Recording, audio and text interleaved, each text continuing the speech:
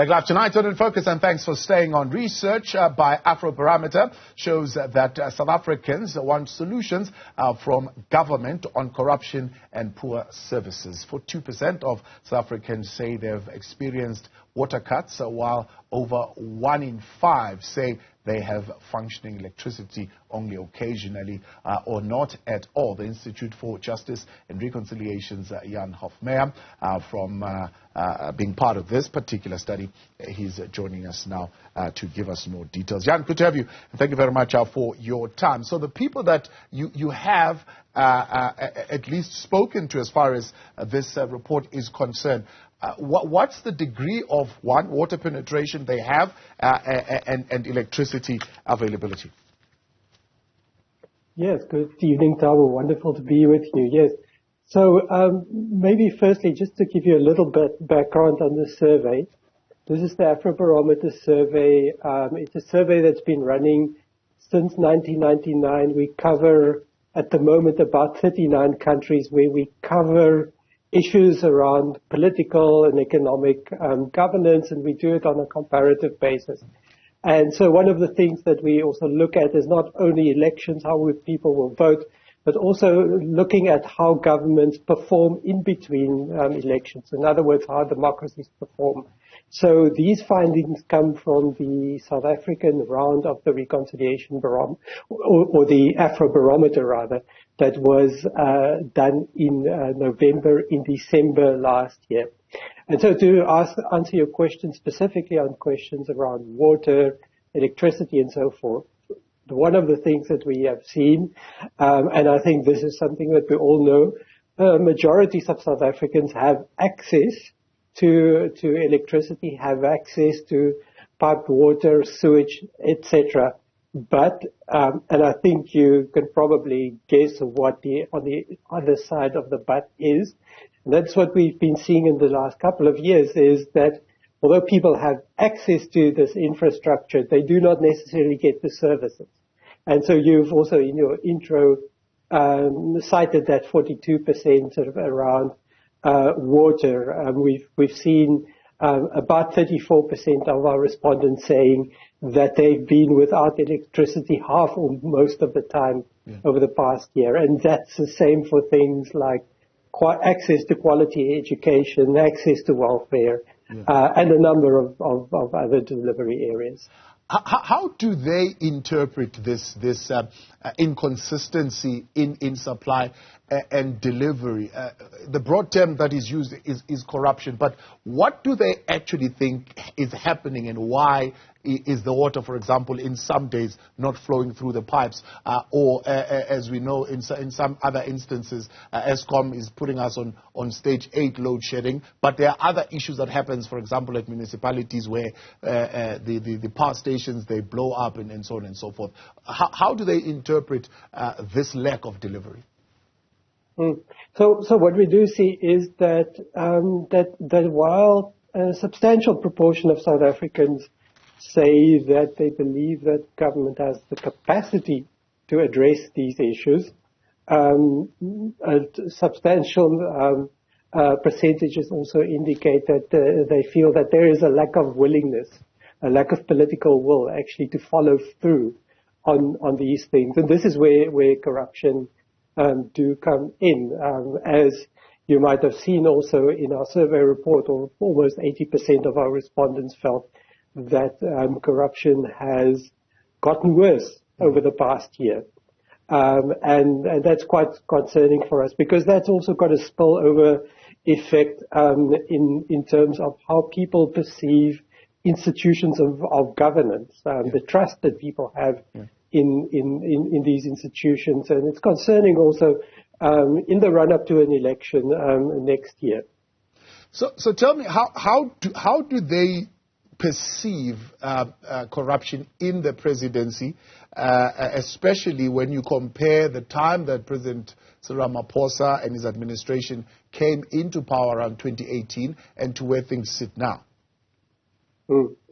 So what we've seen over the past couple of years, and when I say past couple of years, we look at successive surveys that have been done by Afrobarometer, is that this perception of corruption within institutions has grown over time.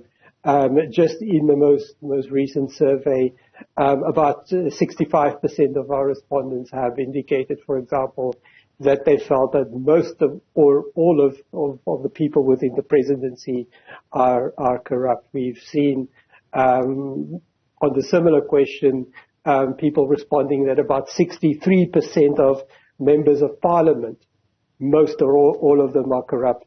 61% for police, 60% for local government councillors, and this perception is particularly strong amongst institutions of governance, where those perceptions around these institutions are lower, are around, specifically around religious leaders, where only 31% of our respondents felt that there are high levels of corruption within religious institutions, 31% for NGOs.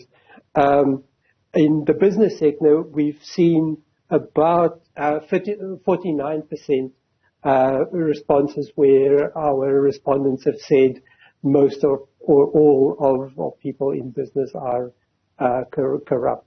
So I think what we're looking at is particularly an institutional confidence crisis as far as institutions of governance is concerned. Yeah.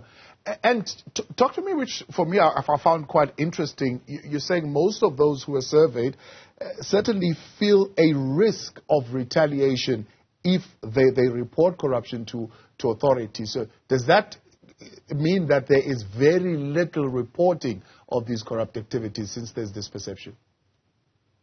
That's quite a concerning finding, isn't it? Yeah. About 3/4 of our respondents have indicated that they can expect some kind of retribution if they should report instances of corruption, and that means what people are experiencing is that we have a growing culture of silence around corruption. And I think this perception may also have been strengthened in the last couple of years when we have seen what has happened to whistleblowers in different government departments. I think probably the most notable incident in the past couple of years has been in the Gauteng Health Department. But I think we've seen it across different levels of governance, national, provincial, local governments as well, where the contestation for scarce resources are becoming increasingly fierce. And I think in the run-up to an election, we might see more of this, and also in an economy where resources are very limited, we may see more and more sort of very heavy contestation for resources within the public sector. Yeah.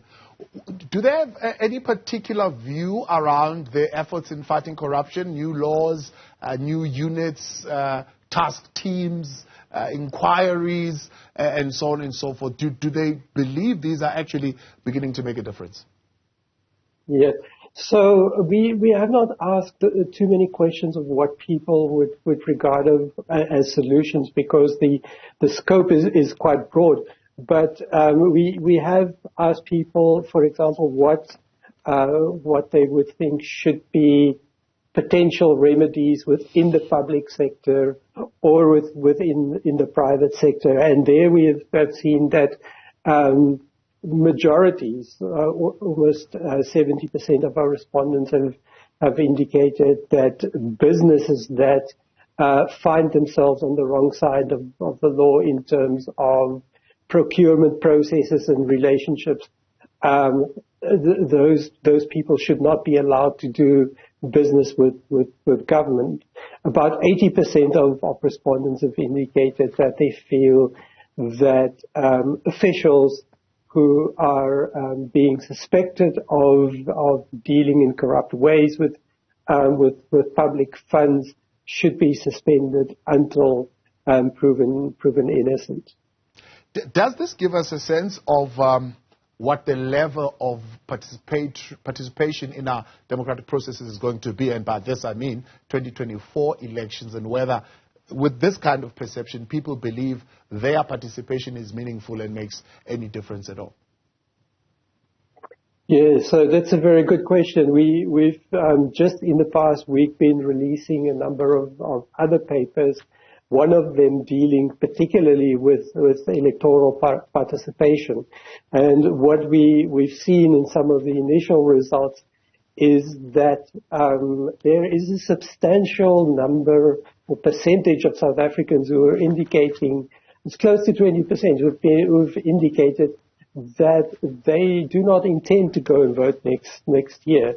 And one can speculate why this is the case, but it's largely, I think in my opinion, a disillusionment with the way that the system is working. And when I say system, it is those democratic processes that function between elections, because democracies are much more than elections.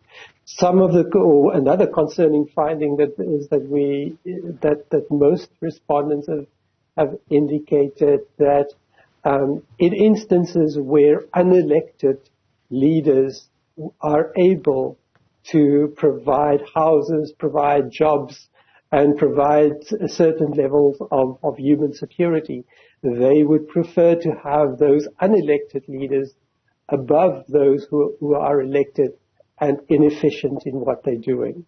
Interesting. Jan, much appreciated.